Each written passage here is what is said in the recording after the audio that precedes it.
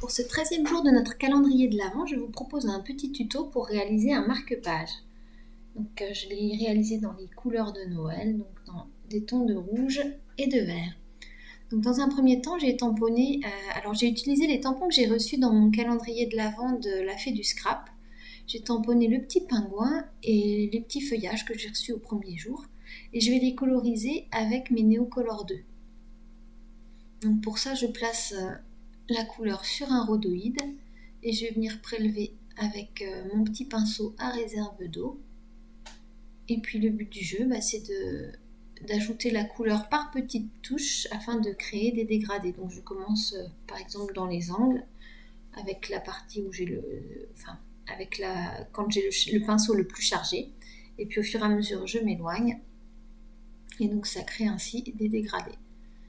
J'ai un petit peu accéléré la vidéo parce qu'il y a plein de vidéos sur les colorisations. Il y a des personnes qui font ça très très bien. Moi, je suis plutôt novice en la matière, donc je ne me permettrai pas de vous donner trop de conseils à ce niveau-là. Du coup, j'ai un petit peu accéléré. Et donc, je viens faire le bonnet et l'écharpe de mon petit pingouin en rouge. Donc, je fais un mélange de 2 rouges différents pour avoir plus d'intensité par endroit. Et comme vous voyez, donc je prélève au fur et à mesure. Alors j'aurais pu aussi améliorer parce que j'ai pas tamponné sur un papier aquarelle. J'ai pris un simple papier Basil, c'est pour ça que je veux pas trop le charger en eau, donc je le laisse un peu sécher, puis je reviens plus tard. Je passe du coup du bonnet à l'écharpe. J'aurais eu un travail plus net sur un papier aquarelle, bien sûr. Donc là, je mets un petit peu d'orange pour le bec et les pattes.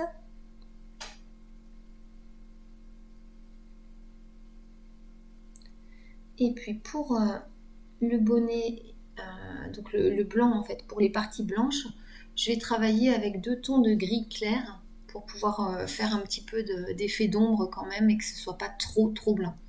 Ça donne plus de mouvement d'avoir un petit peu de gris que de laisser tout blanc sans rien ajouter. Donc sur le même principe, je pars d'un angle et puis je dégrade au fur et à mesure. Et puis pour mes petits feuillages, j'avais testé plusieurs verres, au final j'en ai utilisé un seul.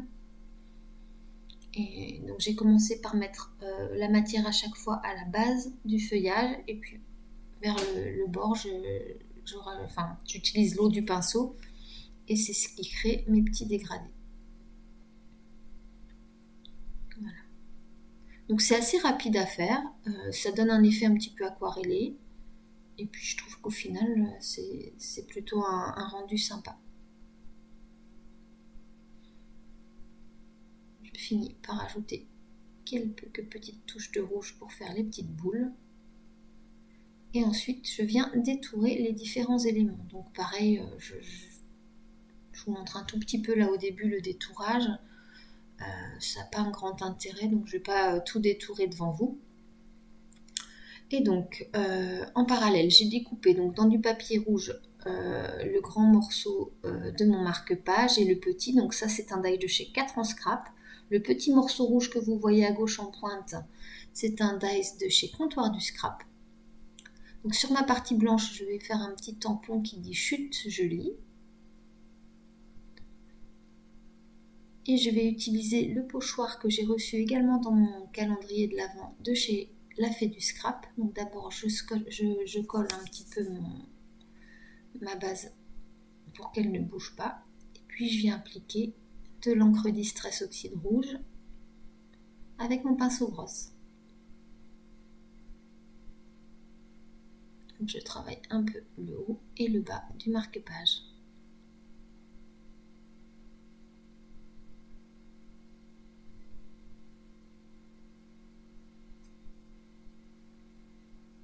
Voilà. Alors je vais placer un aimant sous cette partie blanche qu'on vient de travailler avec l'encre Distress, puis je viens la coller. J'ai voulu un petit système de fermeture qui change un petit peu de l'ordinaire. Enfin, en tout cas, moi, j'en ai jamais fait des comme ça. Vous me direz si vous connaissez déjà ou pas. Et donc, je vais placer la petite patte rouge au-dessus. Donc, je viens la placer où je veux. Et puis, je marque l'emplacement du trou pour venir percer un trou dans le marque-page.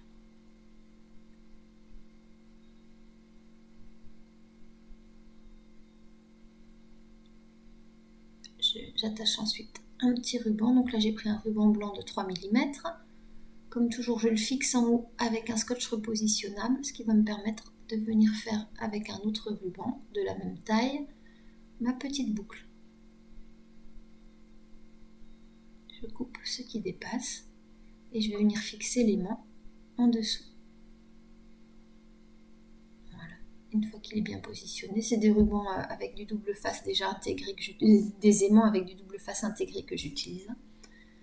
Il va me rester à venir coller mon petit pingouin sur la patte rouge à l'avant. Donc j'ai mis juste un double face à l'arrière sur la partie centrale. Et puis je vais venir en coller mes feuillages.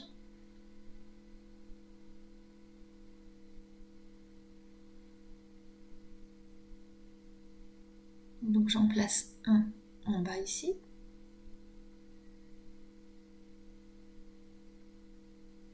J'appuie bien pour fixer.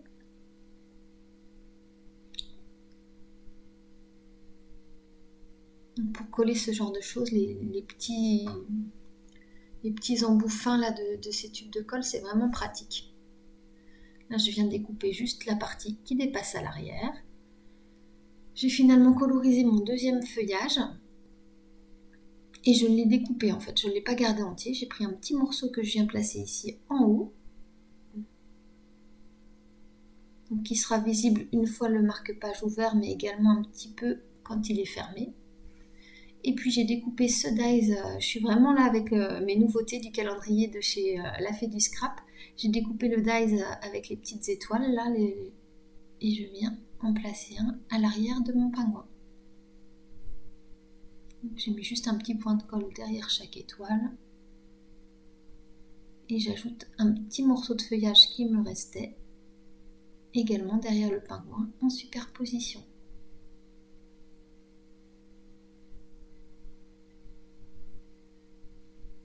Je viens recouper la partie haute pour avoir des beaux angles pointus comme je les aime.